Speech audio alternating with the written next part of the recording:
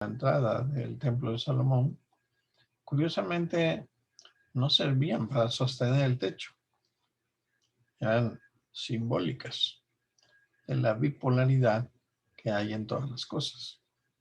Así que la proyección, la primera proyección de Dios hacia el universo tenía un carácter de una polaridad. Todo tiene una polaridad en este universo. Aunque, sin embargo, el origen es la unidad. El origen es Dios, que en hebreo, por respeto al nombre de Dios, no se dice su nombre, sino se deletrea con 4 letras sagradas, que es I, E, B chica, E.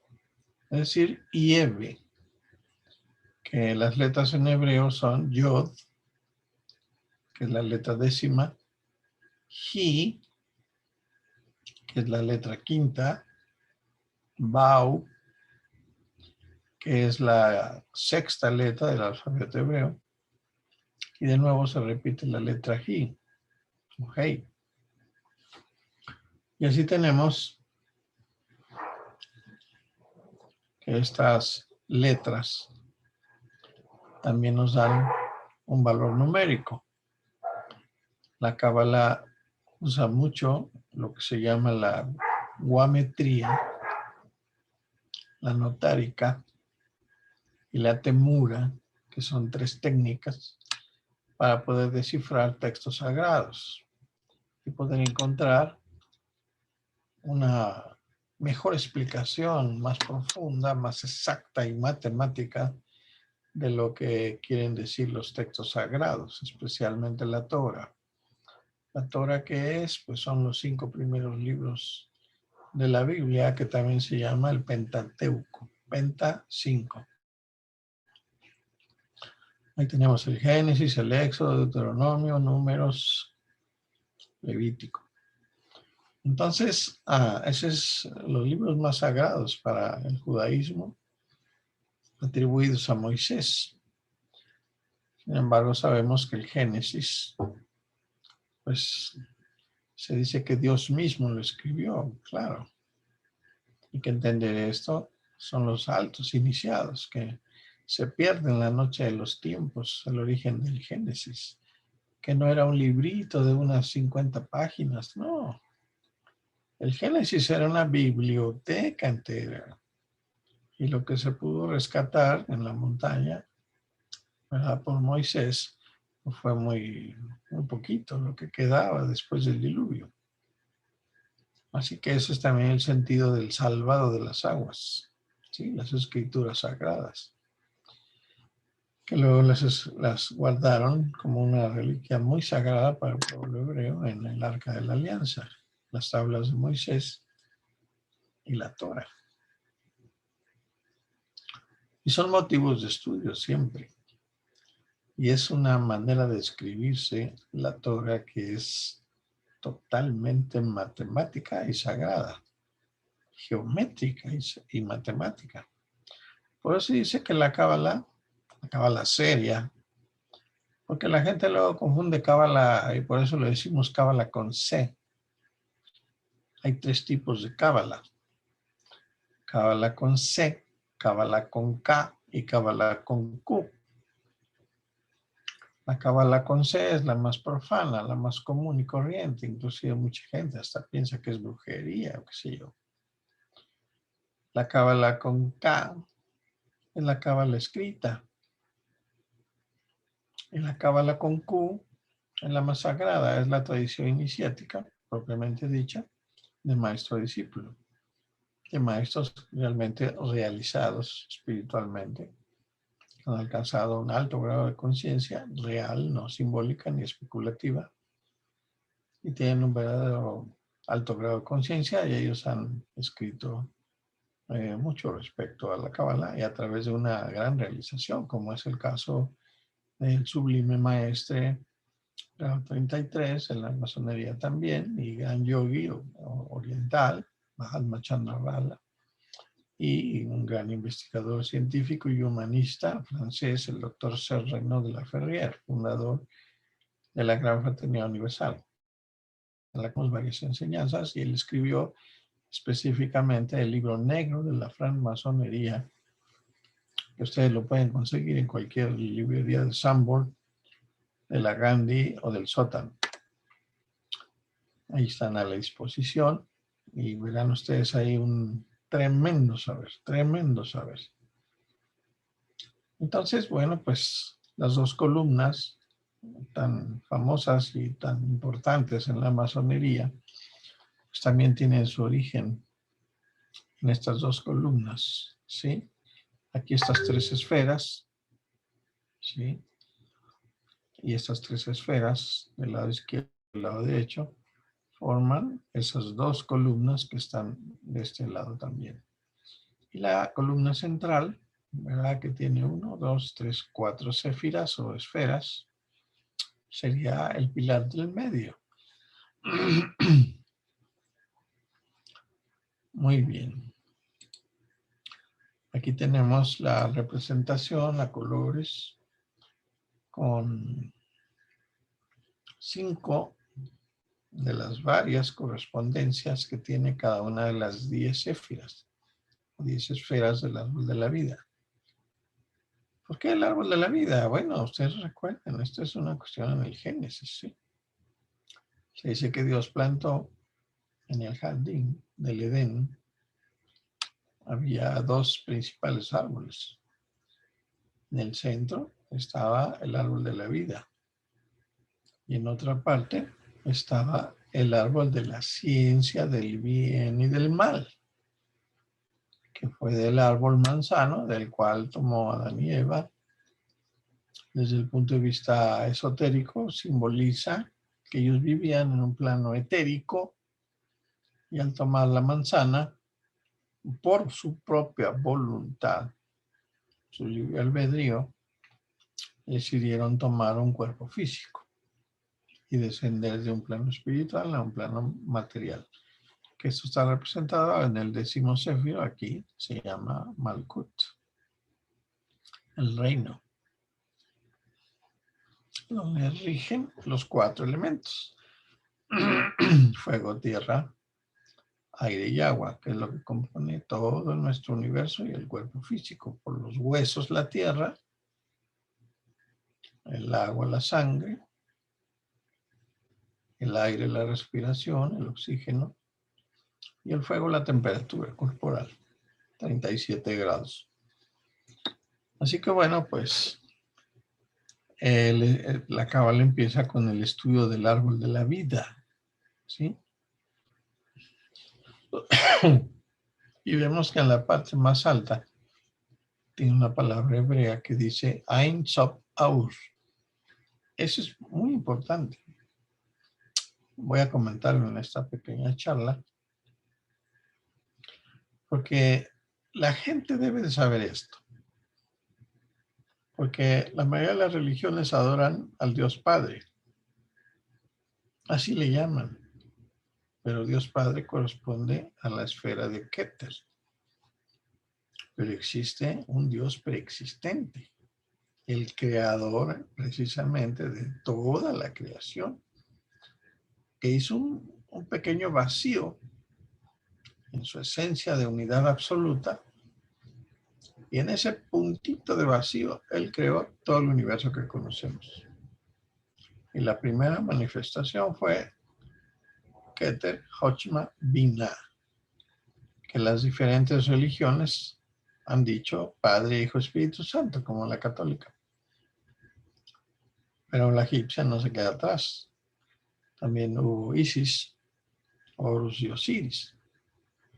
Y la brahmánica, en la India, pues tampoco. Ahí hay el Brahma, Vishnu y Shiva, que son las 3 primeras céfiras que vemos aquí en este árbol. Pero antes de esa trinidad teológica existe el inefable, ¿verdad?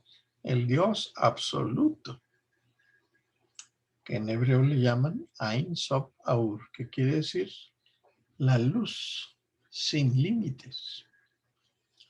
en la filosofía moderna le llamamos el absoluto, Dios absoluto, que esa es nuestra verdadera esencia.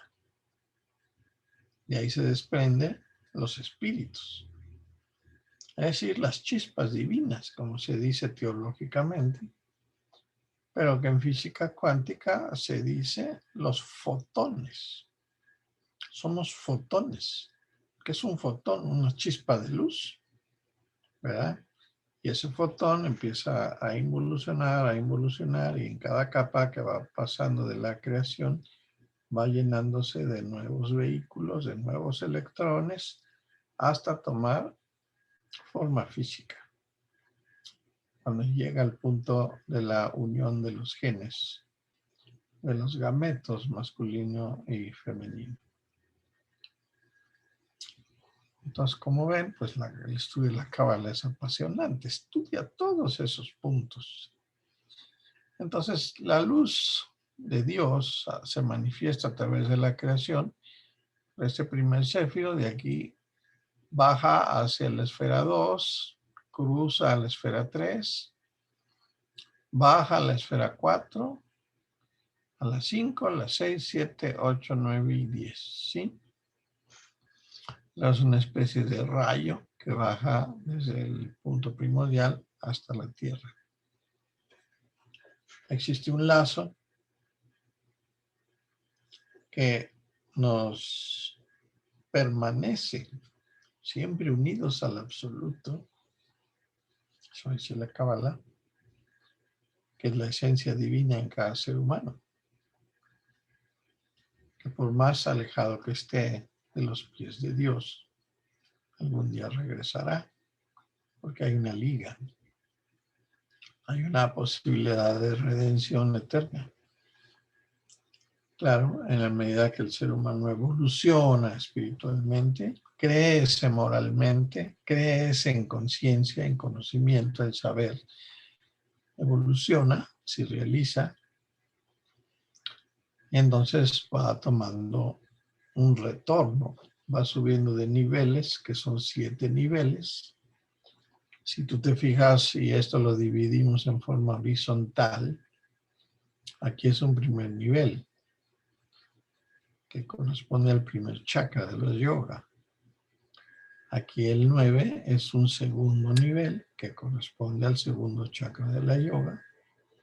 Aquí el 7 y el 8 es un tercer nivel, que corresponde al tercer chakra de la yoga. Aquí tenemos el sexto céfiro, que está regido por el sol, precisamente, y corresponde al chakra del corazón, el cuarto chakra de la yoga. Luego el quinto chakra de la garganta corresponde a la céfira 5 y 4, en este nivel, quinto nivel. En el sexto nivel, que es el entrecejo, la glándula pituitaria, el plexo cavernoso. El tercero, Ajna chakra.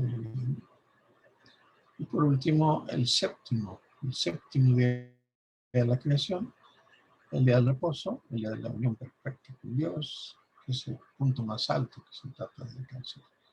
El séptimo chakra, que corresponde a la glándula pineal, precisamente. ¿Por qué son 10 sefirot? Pues porque el número 10 representa una totalidad, representa un conjunto terminado. La palabra sefira significa cifra, simplemente numeración. Y es a partir de los 10 primeros nombres que todas las combinaciones numéricas son posibles. Los cabalistas, aunque raramente, mencionan una 11ª sefira, cuyo nombre es Dat, y significa conocimiento, gnosis, saber, y la sitúan entre Keter y Tiferet, ¿sí? De arriba hacia abajo, en la columna tal. Pero esta figura generalmente, pues no figura siempre, sobre las representaciones generales del árbol de la vida. Aquí estaría, es este circulito negro que está entre Keter y Tiferet. Así se llaman estos céfiros. Los nombres es Keter, Jochma, Binah, Gesed, Geburah, Netzah, Hod, Yesod y Malkut. Esas son las 10. Como yo, mi Céfiros. mamá, mi papá lo plantearon que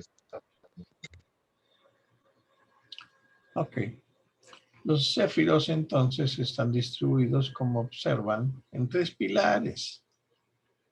El pilar del lado derecho se llama de la clemencia, de su lado derecho de ustedes, ¿sí? Y representa una fuerza masculina y comprende las céfiras Jochma, ¿sí? Que es la número 2, Gesed, y por último Netzah. Son 3 céfiras de la columna de la clemencia. Y del lado izquierdo tenemos esta columna que se llama del rigor, que tiene una potencia femenina y comprende las céfiras Binah, que es la tercera céfira, Geburah, que es la quinta, gobernada por Marte, y Hod, ¿sí? La octava, que tiene que ver con Venus. Y en el pinal central, finalmente tenemos esos 4 céfiros, más Dat, que es el quinto, es Keter, la corona, Tiferet, la belleza, Yesod, el misterio, el fundamento, y Malkut, el reino.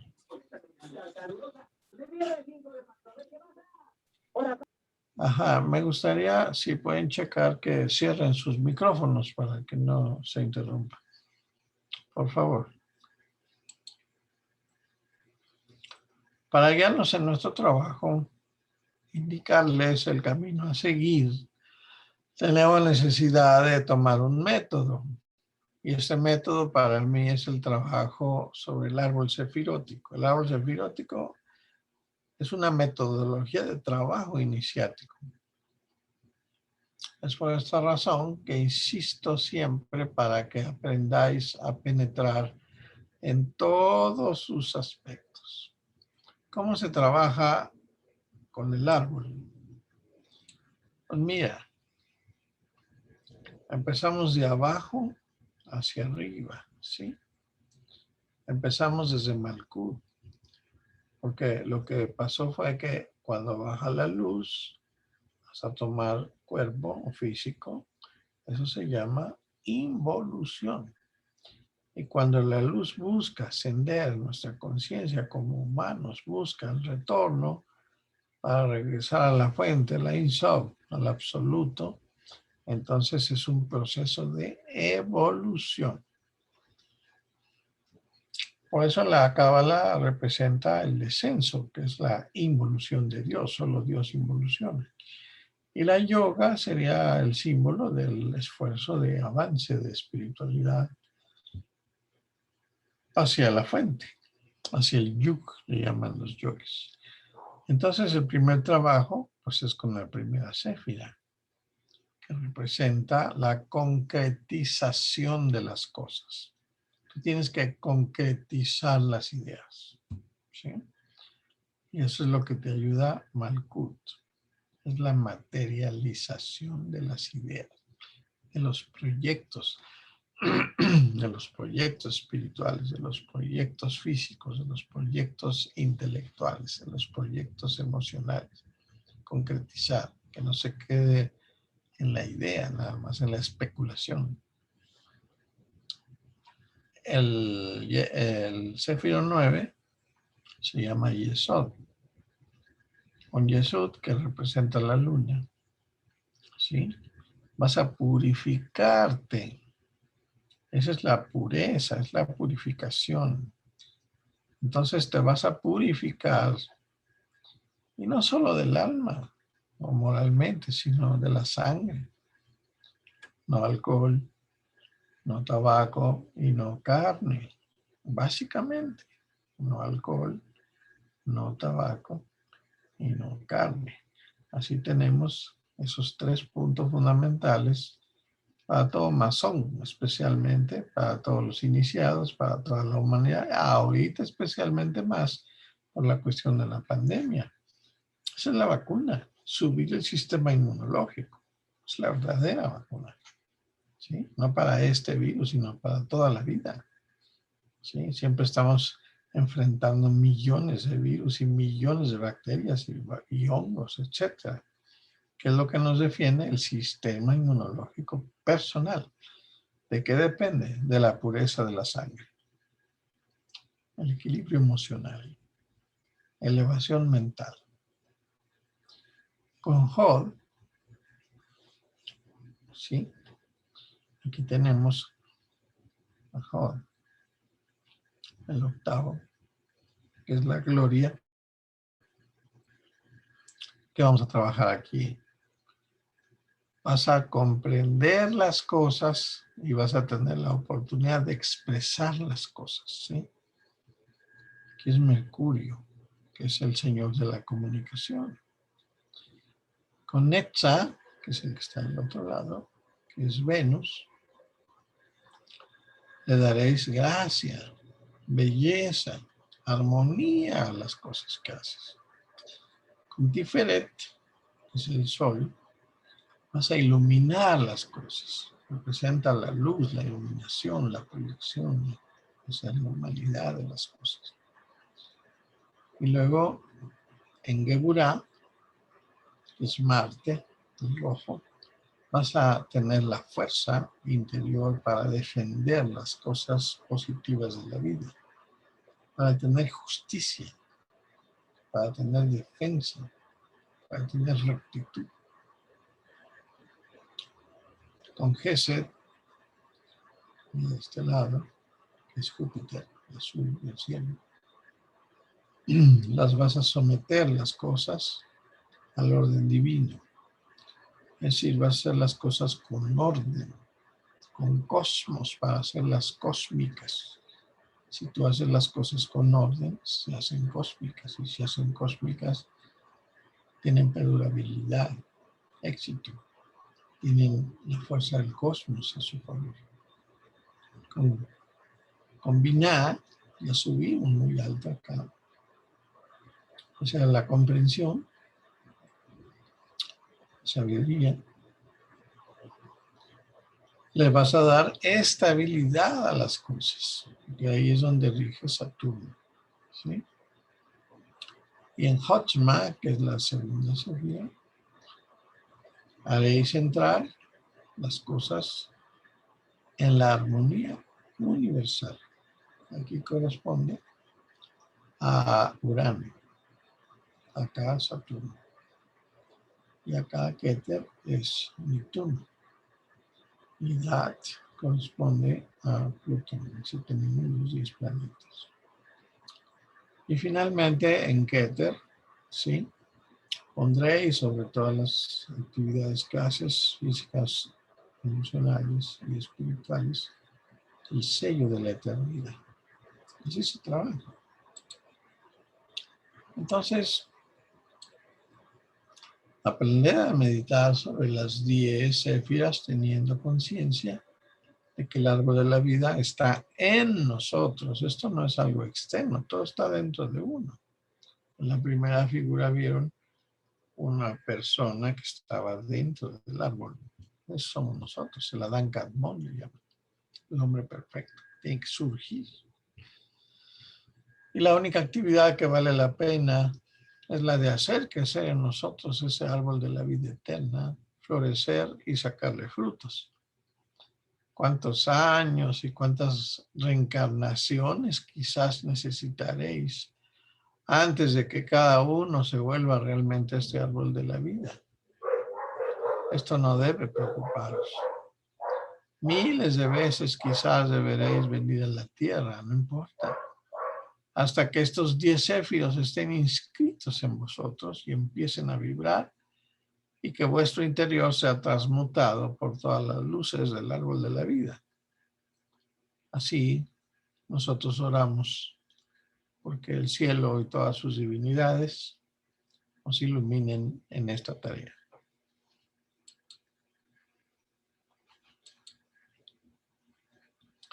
Veamos un poco lo que es el Ein Sof, en absoluto.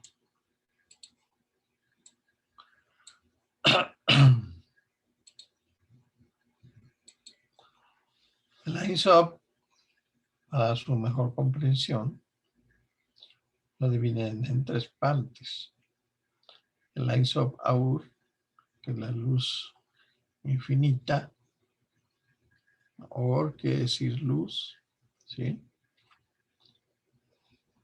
Ein, sin límites, la luz sin límites. Ein Sof es el ser sin límites. Y Ein es la nada, el vacío de materia. Es solo la fuerza de Dios la que está presente, la unidad perfecta. Entonces, en la India, por ejemplo, se le llama Nirguna Brahman. Nirguna Brahman. En la India consideran tres gunas, así como Padre, Hijo, Espíritu Santo,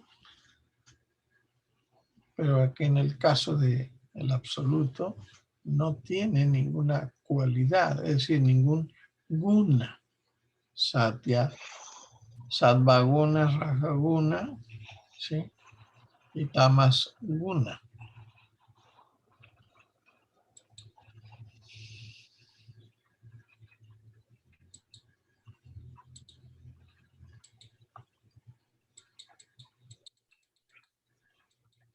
Bueno, apaguen su micrófono, no se les olvide, apaguen el micrófono. Que se oye que mueven el chocolate con la cuchara. Entonces, son tres aspectos del absoluto, ¿sí? El Ein Sof y el Ein Sof Aur, ¿verdad? Ya cuando se manifiesta Brahman, entonces Aguna Brahman. Y cuando está no manifestado, en perfecto equilibrio y unidad, es Nirguna Brahman. Ahora bien, de esta esencia del Ein Sof, que es el mundo superior, el absoluto, se manifiesta en sus 10 atributos, que son los céfiros. Y aquí surgen los 10 céfiros y también, muy importante, las conexiones que hay entre cada céfiro, que se llaman las vías de la sabiduría, son canales, y cada uno de este canal tiene una letra hebrea.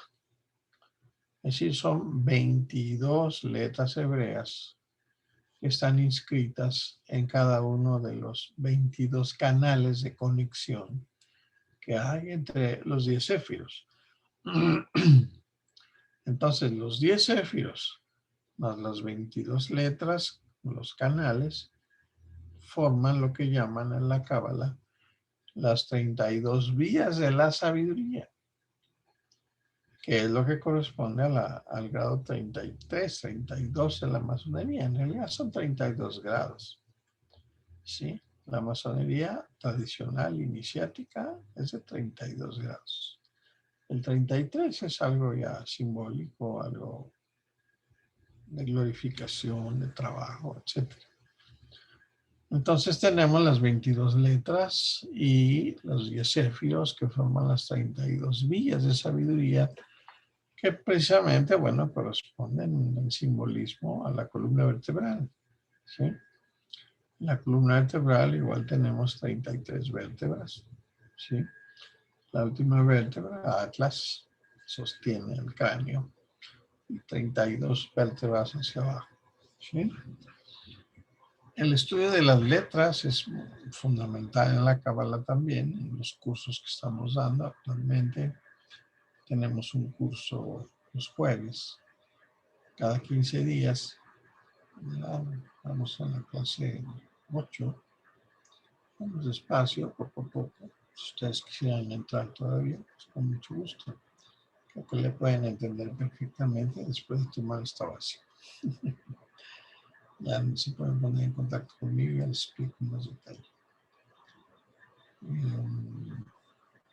Creo que sí es este próximo jueves, de las 10 de la mañana a las 12 del día. Sí, esa es la clase. La colaboración son 600 pesos al mes. ¿Sí? Ok. Entonces vean. ¿Cuál es el objetivo supremo de la Cábala? Que es el de la vida misma. Dice el maestro Laferrière. Sin embargo, como este objetivo es el resultado de todas las búsquedas y de todos los perfeccionamientos, cambiaremos un poco el proceso. O sea, vamos a agregar aclaraciones más científicas, más concretas. Y para esto vamos a referirnos, antes de concluir, a las características que señala un investigador científico muy importante, un entomólogo francés, J.H. Fabre. Y él dice esto: mientras más estudio, mientras más observo, más aparece irradiante la inteligencia directora del universo, tras del misterio de todas las cosas. La geometría, o sea, la armonía de la naturaleza, preside todo. La colocación de las escamas de una piña, como la espiral de una cáscara de caracol. La simetría de la tela de una araña, como estamos viendo en los gráficos, como la órbita de un planeta. Es decir, tanto en el microcosmos como en el macrocosmos se observa la inteligencia irradiante, directora del universo, tras el misterio de las cosas. No lo dice un científico. Así está presente por todas partes, tan sabia en el mundo de los átomos como en el mundo de las inmensidades. Sigue diciendo el maestro Laferrière. Por lo tanto, el mundo científico está obligado a abandonar sus teorías simplistas de la vida. La teoría simplista del transformismo y admitir que existe un dinamismo superior, con la aceptación de ¿qué? De un principio inteligente que gobierna todas las cosas. Es decir, que todo evoluciona según un proceso de un plan preestablecido. Dicho de otra manera, es la ejecución de las órdenes de Dios orientadas por jerarquías. Sobre en el capítulo del finalismo inteligente de la evolución, otro científico, Eduardo Arnaud, en este caso, nos dice: la ley del cosmos es la de la idea que une todos los fenómenos entre sí. Ley matemática en verdad, pero ¿quién conocerá la matemática divina? La evolución a través de las edades de las especies minerales es un proceso evolutivo que va de los minerales a las especies vegetales, animales, hasta llegar al humano. Es lo único que revela un pensamiento dirigido hacia un objetivo claro y que modela constantemente la materia con un soplo creador, un soplo creador.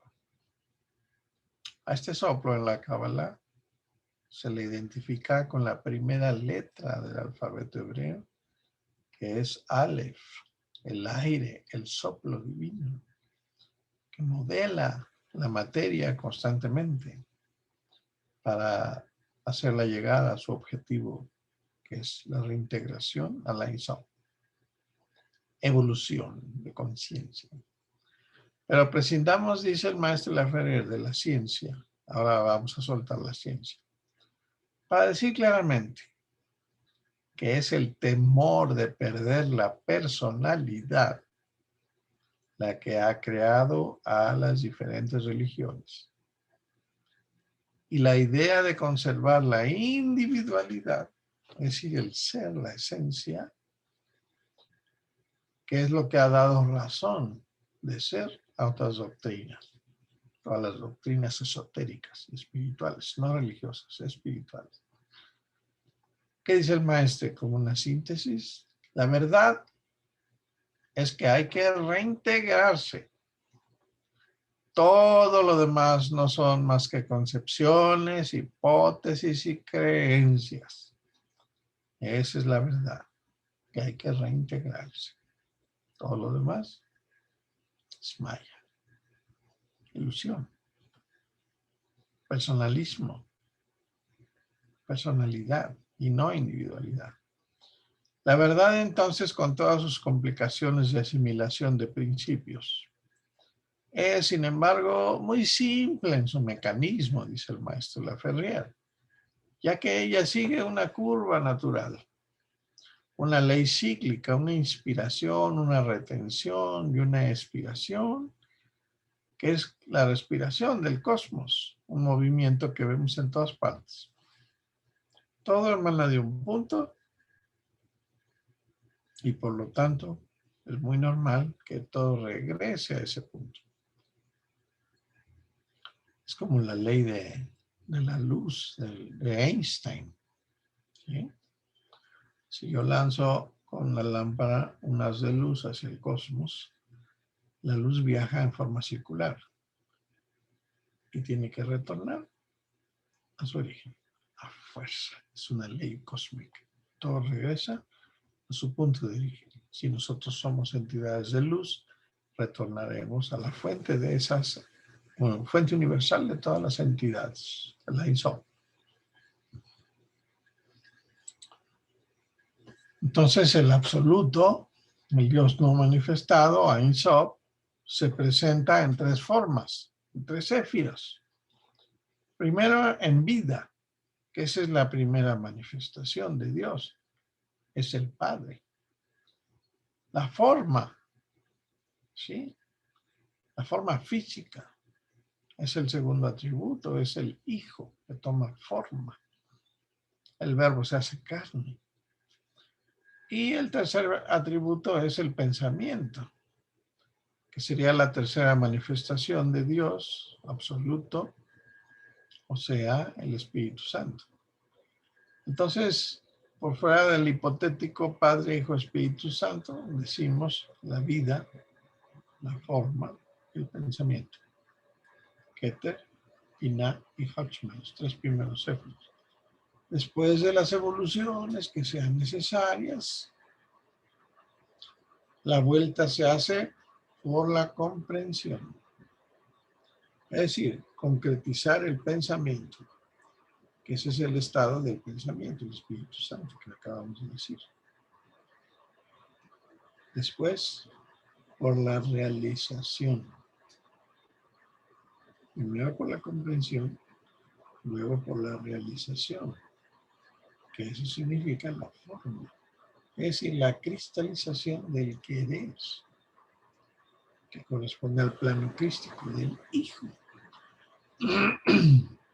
Y tercero, la reintegración total ya en el absoluto, ¿sí? Que sería una desmaterialización de las leyes estado divino del Padre, para fusionarse por fin con la causa suprema. Esa sería la meta.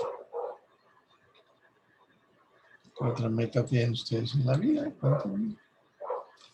Partiendo de la causa suprema, esas tres manifestaciones, vida, forma, pensamiento, son abordadas para realizarlas, mientras que desde el punto de vista del hombre que quiere fusionarse, o sea, recorrer la escala evolutiva del árbol de la vida en sentido contrario de Malkuth hacia Keter, ¿sí? Son abordadas para suprimirlas. Entonces, así un ser que ha llegado a la reintegración ha eliminado la vida. Hay que entender esto, ¿sí? Que Jesucristo decía: quien pierda su vida por mí, encontrará. La vida de la personalidad, ¿sí? No de la esencia. Y si un ser que ha llegado a la reintegración ha eliminado la vida que corresponde a Dios manifestado en el Padre, pero permanece en ese estado y no se ha fusionado aún en el absoluto. La idea es fusionarse al absoluto, no solamente perder la vida, ¿sí? Sí. Hay que subir por la escala de la misma manera que el principio bajó por ella. Mediante la trilogía Brahma, el creador, el primer creado, el Padre, el Dios manifestado.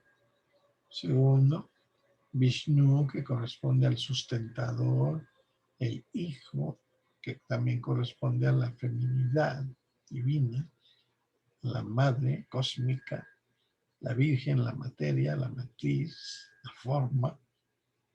Y tercero, Shiva, el pensamiento, el destructor, el evolucionador, el Espíritu Santo de los cristianos, ¿sí?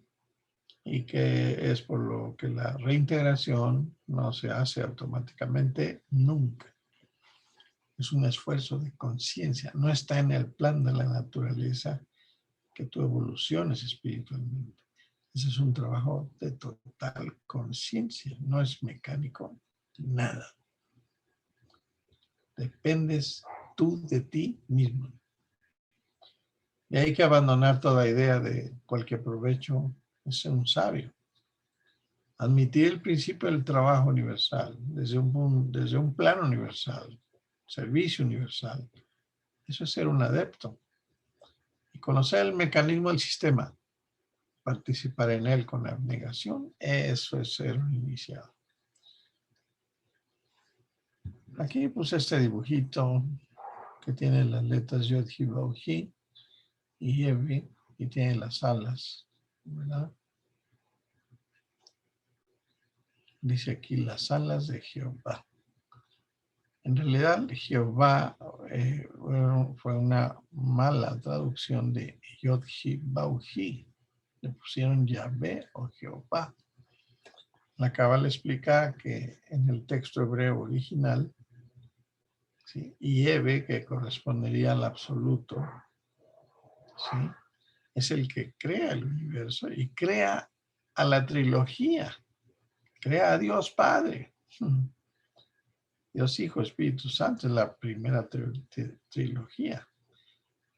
Y a ese primer, vamos a decirlo, el creador en el Génesis, cuando dice, y Dios creó, tendríamos que decir claramente, y Dios creó a Dios, y creó el cielo y creó la tierra. Entonces sería Elohim, no Yahvé, así dice la Biblia, Elohim, no dice Jehová, en el Génesis 1, ¿sí? Y luego sería Jehová de la derecha y Jehová de la izquierda, que son las dos columnas o los dos céfiros superiores. Entonces, el recelo a las hipótesis ha llegado a tal punto que el análisis de detalles se ha convertido en cosa asaz, corriente, en una especie de pasatiempo puramente objetivo que ha perdido su sentido inicial. Cualquier panorama filosófico o científico es rechazado y los altos estudios científicos están desde hace tiempo desterrados de las materias que se llaman serias. Se da fácilmente el calificativo de ciencias ocultas a todo aquello que no esté al alcance del alumno de primaria y a veces de las personas que tienen una buena instrucción. Pero lo más deplorable es que muchos intelectuales desprecian esta rama y conservan siempre cierto temor para acercarse a ella. Por esta razón, la parte anatómica de muchas ciencias se ha convertido en una simple sección y se pierde el conjunto, como en medicina. Por ejemplo, en el estudio de los planetas, no existe sino nada más la astronomía, que no es más que una parte analítica del estudio de las estrellas. Mientras que la parte de la fisiología, la primera sería la parte anatómica y la segunda sería la parte fisiológica, esa la desconocen los astrónomos. Esa es la astrología seria, puesto que la astrología está considerada por muchos como algo pasado de moda y además por lo que se refiere a un tercer paso, el panorama de síntesis planetaria de esta ciencia, o sea, la astrosofía, que ni se conoce, es totalmente ignorada. Así que lo mismo sucede con la física, pues que ha sido reemplazado, que ha reemplazado a la magia. La madre es la magia, y después vino la física, pero se quedaron con solo un aspecto material de las cosas. La química que eclipsó la alquimia y la teología se impuso sobre la teurgia y la ciencia natural, hermana degenerada de la fisiología. Y los números que conocemos ahora, que no son más que expresiones simplistas de las verdaderas matemáticas ocultas y de la geometría. El ser humano ha abandonado lentamente estos conocimientos que requerían una atención cerebral que solo las grandes escuelas esotéricas, los colegios de iniciación real, podían ofrecer. Y es por esto que desde la desaparición de los santuarios se ha observado la decadencia de la ciencia total. Ya en los siglos XV y XVI, cuando se operó el cambio, cuando la mayoría de las escuelas, entre comillas, no se ocupaban más que de la parte física, los conocimientos elevados se abandonaron y esto dio resultado a lo que se llamó ciencia oculta, que sería una ciencia ocultada. ¿Por qué? Por la Iglesia Católica, el prejuicio de la Iglesia Católica, la ignorancia científica de la Iglesia Católica. Entonces, los verdaderos investigadores tenían que ocultarse y surgieron las escuelas esotéricas. Y era sobre pena de muerte. ¿Por qué? Pues porque si la Iglesia se enteraba, los quemaban a todos. Los conocimientos elevados fueron abandonados, lo cual dio por resultado que la ciencia oculta, verdadera síntesis de los altos estudios, pues no fue conocida más que por fraternidades de iniciados, y por otra parte la ciencia desprovista de filosofía y de los verdaderos principios se consagró como la ciencia oficial, imagínense, y declarada ciencia exacta. ¡Qué burrada! ¿Sí? Un pedacito de la ciencia, decir que esa es la ciencia exacta, no puede ser. De ahí nuestra cábala también. Así que el investigador serio siempre estará obligado en sus búsquedas a completar su saber por otra parte de la matesis. El francés sabio Marcelino Berthelot ha confesado que se debería de volver a las enseñanzas de los alquimistas, y eso que era un químico universalmente reconocido. Una ciencia es incompleta cuando no se puede hablar más de una matesis. ¿Qué es la matesis? Pues es la unión del plano físico, o sea, la tesis, que es lo que se dice ciencia exacta ahora, desde el punto de vista metafísico, la antítesis, y del aspecto matemático en su verdadero sentido, que sería la síntesis. No estudiar más que una parte de este conjunto es considerar el mundo a través del hombre, queriendo ignorar a la naturaleza, ya que efectivamente existen los tres planos en el cosmos que son inseparables. Tenemos el número 1, que es el mundo arquetípico o divino. El número 2 le llamamos macrocosmos, que corresponde a la naturaleza. Y el número 3 es el microcosmos, que corresponde al hombre. Así, Roberto Flood, un super investigador, bellísimo sus gráficas, vean en el internet Roberto Flood, verán qué belleza de gráficas de todo esto que estamos explicando. Él dice, el hombre forma por sí solo un mundo llamado microcosmos, porque ofrece en pequeño todas las partes que hay en el universo. Y así, la cabeza del hombre responde al mundo empírico, al mundo arquetípico.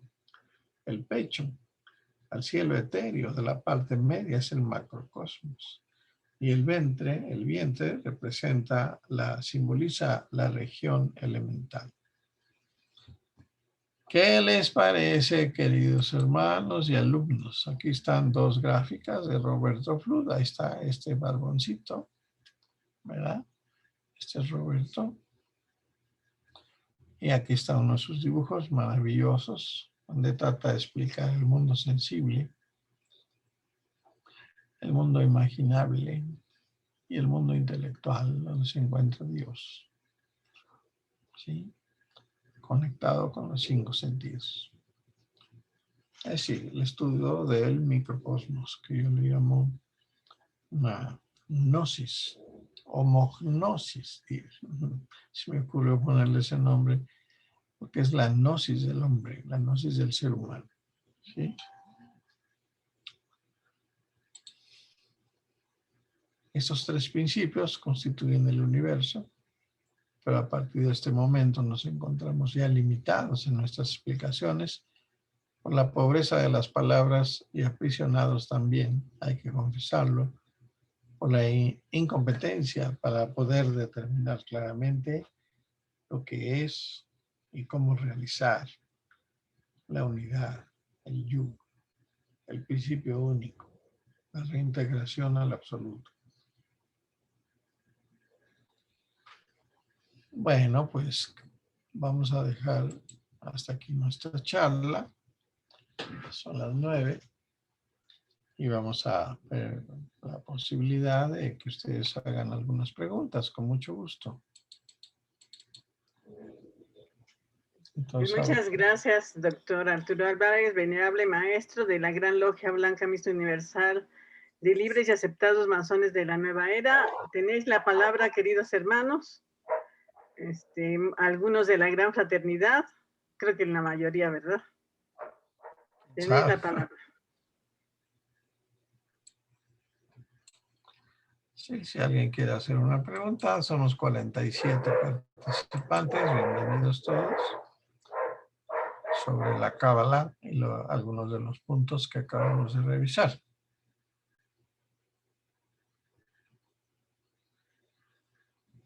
Los veo muy pensativos.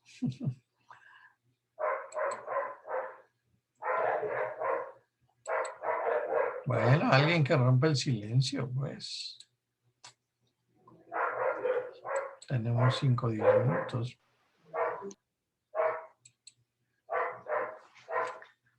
¿Les quedó claro?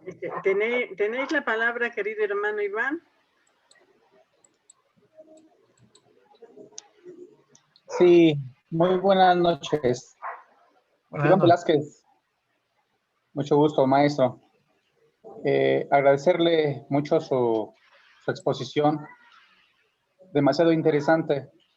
Y mi pregunta va relacionada al inicio de su plática. Usted mencionaba que estos conocimientos estuvieron de alguna manera vedados para el público en general y que en este tiempo se ha decidido comunicar a la humanidad el conocimiento.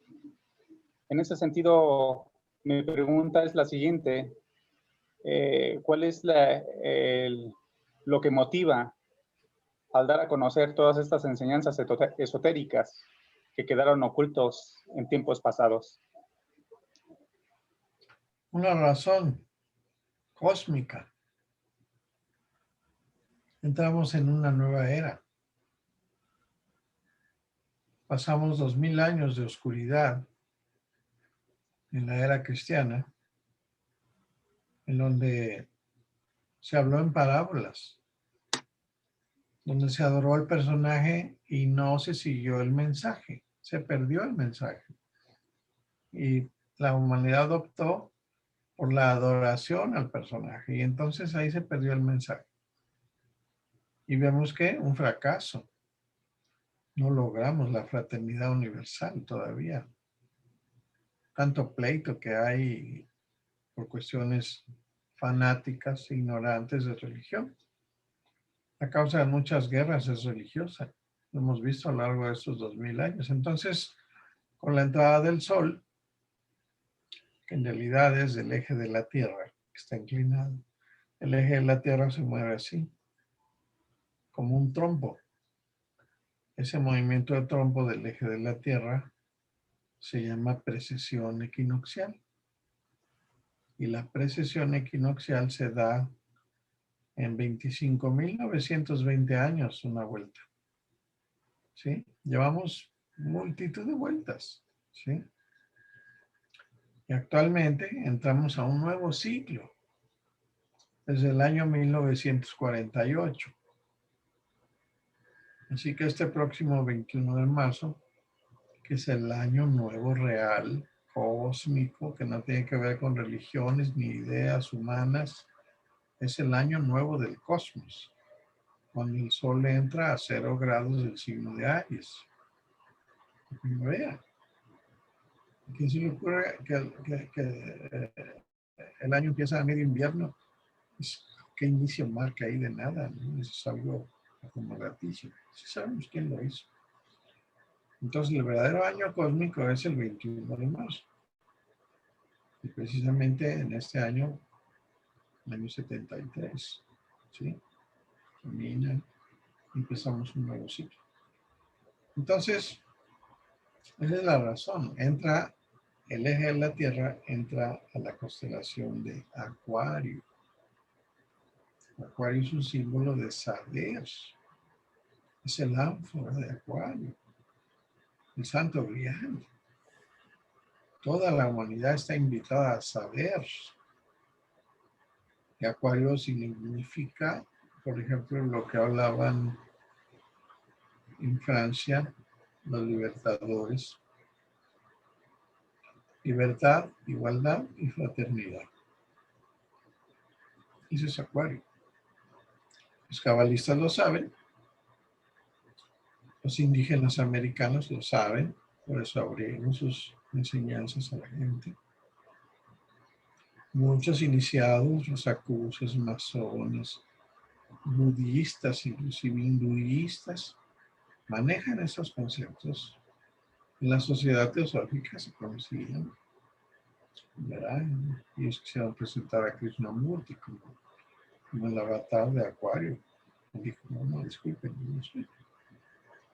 En la Gran Fraternidad Universal reconocemos al doctor Serrano Ferrier como el avatar de la nueva de Acuario. Él es el instructor mundial, es como un arquetipo que trae la enseñanza modelo de lo que hay que realizar en la nueva de Acuario. ¿Sí? Y viene a ser una renovación de la gnosis, que no es algo nuevo, simplemente viene a recordar la ley de la tradición iniciática. Entonces es una de las razones por las cuales se abren las escuelas de iniciación a todo público. El acceso al conocimiento está estirando la mano, solo hay que querer, ¿sí? Pero hay que hacerlo. Esa es una de las razones, Iván. No sé si ya con esto te queda claro o quieres preguntar otra cosa. Creo que sí, muy amable. Te agradezco mucho.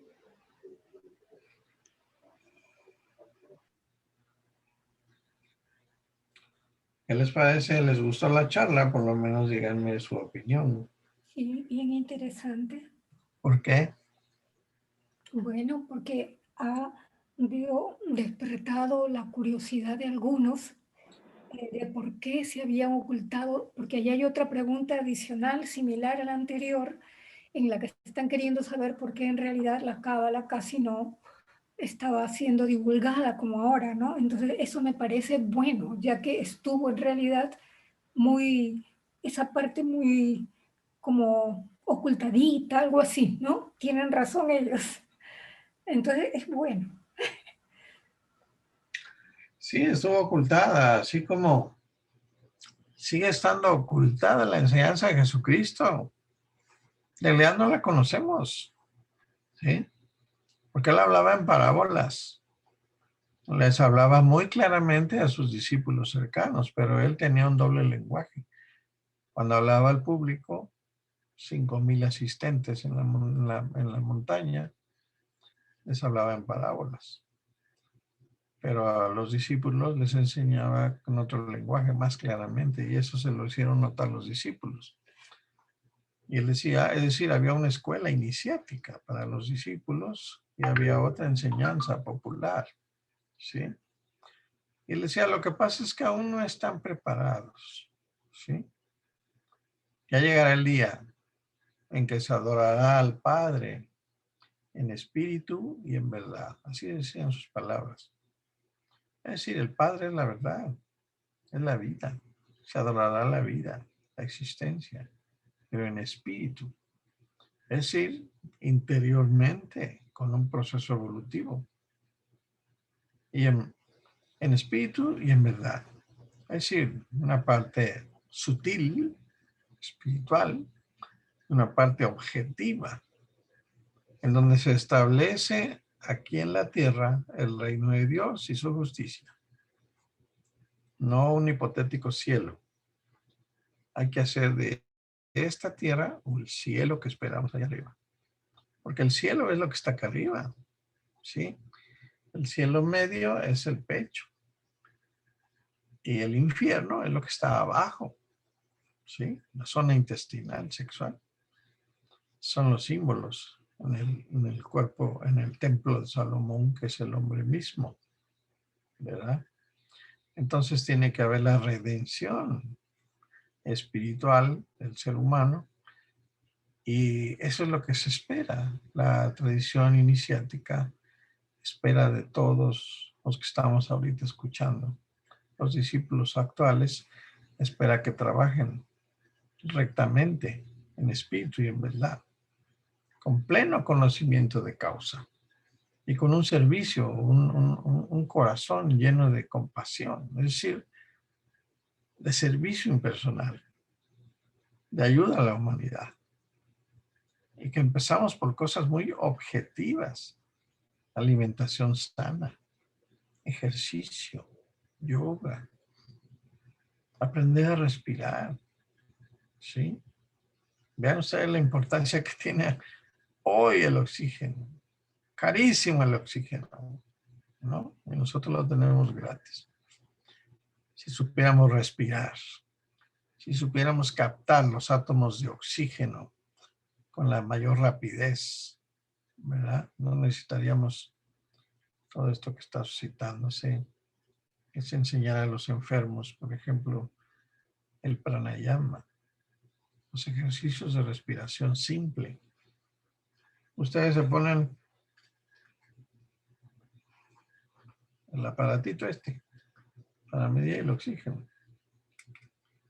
Entonces, si uno hace la respiración consciente, lenta y profunda, ¿sí? Entonces nosotros vamos a alcanzar una mayor oxigenación.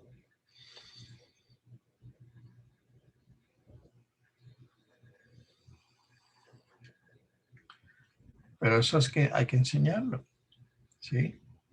No solo de pan vive el hombre, se dice. Entonces las técnicas de yoga son perfectamente aplicables, ¿sí? Alimentación sana, vegetariana, accesible a todo el mundo. ¿Cómo subes tu sistema inmunológico? Deja de fumar y de tomar y de comer carne. Inmediatamente sube tu sistema inmunológico, ¿sí? Afuera el miedo.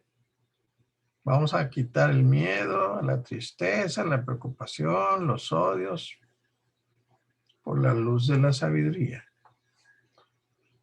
Porque la sabiduría te da certidumbre. Y lo que te da certidumbre te da paz en el corazón.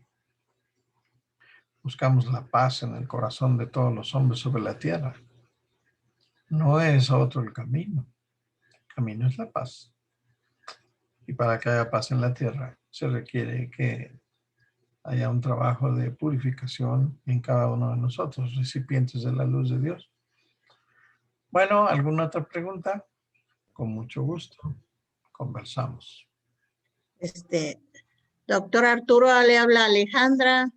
Me da mucho gusto saludarlo y agradecerle toda su sabiduría que la comparta con nosotros, con todos, pues lo que no sabemos, muchas cosas ocultas, y agradecerle infinitamente que la divinidad lo proteja y lo bendiga. Muchas gracias.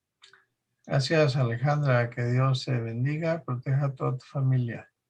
Muchas gracias, doctor. Y no debes dejar de evolucionar. Claro que no. Hay que evolucionar. Pues muchas gracias, doctor Arturo. Gracias. Una conferencia de mucha profundidad. Es la primera vez que se me hace más clara la cábala, porque yo la veía muy complicada. Sí, o sea, no la sintetizó.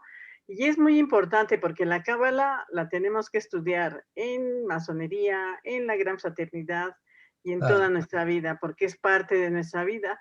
Es una gran enseñanza que nos deja esta noche y que tenemos que estudiar. Para evolucionar hay que estudiar. Y pues hay que ser vegetariano, no fumar, no tomar. Yo tengo 40 años de vegetariana, pertenecía a la gran fraternidad 20 años y ahorita estoy practicando la masonería. Y lo más importante es el servicio a los demás.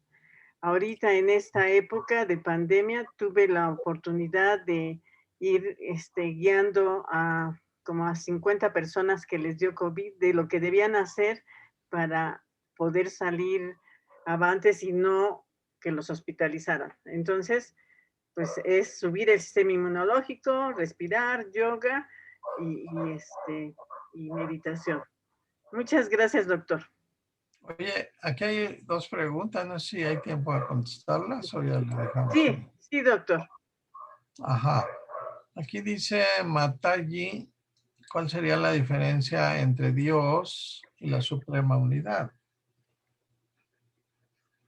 Bueno, Dios absoluto, supongo que es lo que estás tratando de decir. Dios absoluto es la unidad. La multiplicidad se da cuando Dios se manifiesta en el universo. Sin embargo, ya manifestado en esa multiplicidad, todo está íntimamente ligado y en realidad no deja de ser uno también. Es un misterio. A pesar de la multiplicidad de cosas y una unidad, ¿sí? Que nunca se pierde. Entonces, no hay diferencia. La segunda pregunta dice, ¿por qué si nos encontrábamos en el absoluto, bajamos y tenemos que regresar a él? Bueno, si tomamos el ejemplo de Adán y Eva, fue por el libre albedrío, es que tú quisiste. Es que tú decidiste venir a probar lo que era la ciencia del bien y del mal. Como allá en el mundo del absoluto, eso no existe. Allá es una unidad perfecta, no hay dualidad. Entonces no hay dolor, ¿sí? No hay maldad. Es pura luz, ¿sí? ¿Y cómo vas a saborear más esa luz? Pues conociendo las tinieblas, conociendo el olor, conociendo la sed, el hambre, los apetitos, ¿verdad? Experimentando la vida física. Entonces, decidimos venir al mundo de la dualidad, es decir, el árbol de la ciencia del bien y del mal. Esa es la dualidad. Entonces, ahora que ya probamos esa experiencia humana como espíritus de luz que somos, pues entonces ya podemos retornar. ¿Sí? Es una decisión. Pero si tú no quieres retornar y quieres seguir viviendo las experiencias y las ofertas del mundo materia, pues adelante. Dios no tiene ninguna prisa. ¿Sí? Si tú quieres retornar, ya te sientes un poquito hastiado, es suficiente, pues entonces retornas. Pero para eso se requiere un requisito. desapego. Nada más. Porque si tu alma está pegada a las cosas materiales, entonces no puedes hacerlo. No se sube al cielo con zapatos. Y creo que había otra preguntita.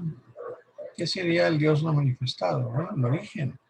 Irma, entiende bien. Si no entiendes bien esto, pues ¿a dónde estás? ¿A dónde quieres ir?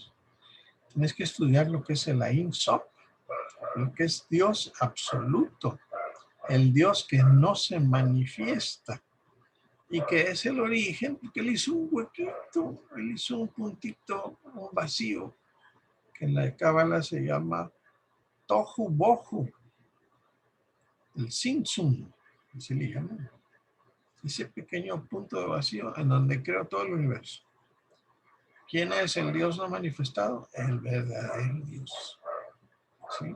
El Dios verdadero, el Dios vivo, el Dios eterno. Jesucristo hablaba de él. Eso es maravilloso. Cuando yo detecté eso, ¿qué edad tenías cuando te diste cuenta de que Dios hablaba de él? Fíjate, lee el Evangelio de San Judas. Lee el Evangelio de Santiago. Ahí está claro. Hay que leer los libros que la iglesia prohibió y bueno, los prohibió porque ellos no lo aceptan de acuerdo a su comercialización moral. Pero hay que estudiar. Y ahí hay verdades tremendas. Llega Jesucristo cuando estaban haciendo oración en la mesa, sus discípulos, y empieza a reírse. Y se enojan los discípulos y dicen, ¿por qué te estás riendo, Jesús? Si estamos haciendo oración al Padre para que bendiga los alimentos. Dice, me río porque el Padre que ustedes le están orando no es el verdadero Padre. Ándale. Fíjate. Léele el librito para que veas. Hay un documental de, ¿cómo se llama? Geographic, ¿cómo se llama? National Geographic. Ellos sacaron porque el Evangelio de Judas es uno de los últimos que apenas se descubrió hace unos 30 años más o menos.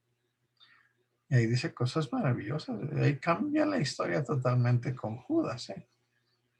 Y le dice a Judas muchas cosas que a nosotros no les explicó. Entonces hay que estudiar y realizar el absoluto de nosotros. ¿Sí?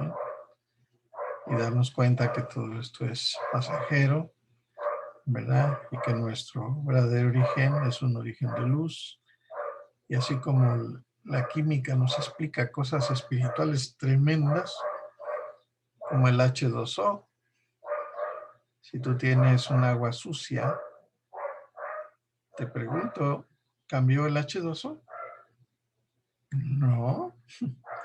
Está súper sucia, si tú quieres, pero no ha dejado de tener su molécula de H2O. Así es el ser humano. Tiene que pasar por la Céfira de Yesod, que es la purificadora, y se hace agua potable de nuevo. Simplemente hay que purificarse. Bueno, ahora sí, les mando un abrazo fuerte a todos mis hermanos, amigos, alumnos, colegas, compañeros. Muchas gracias, doctor. El universo les asista. Muchas gracias a todos por conectarse. Les agradecemos infinitamente ese interés en estas materias tan importantes para nuestro desarrollo interno. Gracias. Gracias a todos. Buenas noches. Esperemos Gracias. las nuevas invitaciones. Gracias. Gracias a Buenas todos. noches. Buenas noches, doctor Arturo. Por ahí va a quedar el video, por si quieren revisarlo después o compartirlo. Gracias, doctor. Buenas noches. Gracias a Dios, a Cristo, a ti, a la sabiduría. Gracias. Gracias. Buenas noches. Gracias, buenas noches. Buenas noches, doctor. Gracias, buenas noches. Muchas gracias. Luego. Gracias, bonita noche. Muchas gracias, buenas noches.